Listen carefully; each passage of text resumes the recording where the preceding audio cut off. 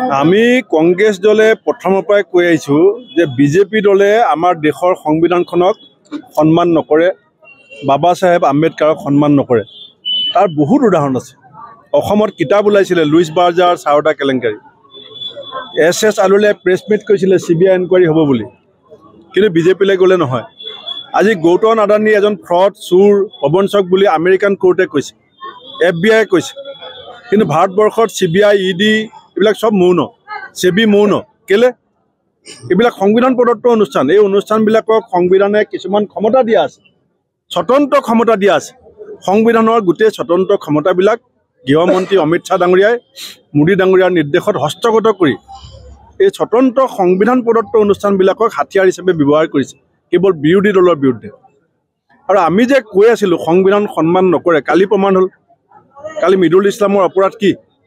Smart মিটাৰৰ বিৰুদ্ধে ৰাইজে যিটো কথা বেয়া পায়, সেই কথাটো বেয়া পাওঁ বুলি ক'বলৈ আমি ৰাজভৱন চলোৱা কাৰ্যসূচী লৈছোঁ। তাত কন্দুৱা গেছ দিব পাৰে পুলিচে, এইটো আচৰিত কথা নহয়।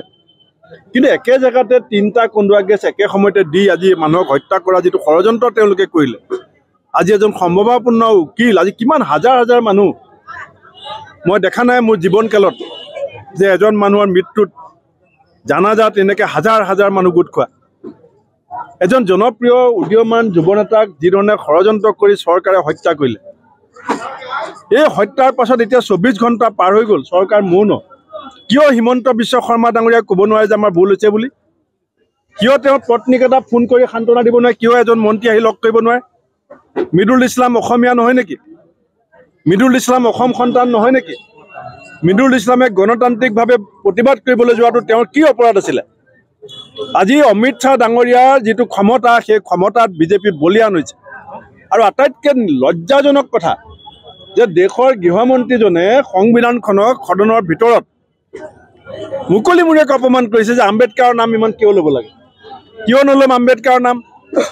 আজি দেশখনৰ যিটো শৃংখলা, আজি দেশ গোটেই বিশ্বৰ ভিতৰত গণতান্ত্ৰিক যিটো প্ৰমূল্য ৰক্ষা কৰি এখন সৰ্ববৃহৎ গণতন্ত্ৰ হিচাপে প্ৰতিষ্ঠা হোৱাত বাবা চাহেব আম্বেদকাৰৰ যিটো অৱদান, সেই কথাটো আমি কোৱাৰ কাৰণে আমাক বেয়া পায়। গতিকে যিজন মানুহে সংবিধানক অপমান কৰে, যিজন মানুহে সংবিধান ৰচনা কৰা ব্যক্তিজনক অপমান কৰে, আমি কংগ্ৰেছ হ'লে তেওঁক কেতিয়াও সন্মান নকৰোঁ। আৰু সেইকাৰণে আজি আমি অমিত শ্বাহ ডাঙৰীয়াৰ পুত্ৰলিকা দাহ কৰিছোঁ।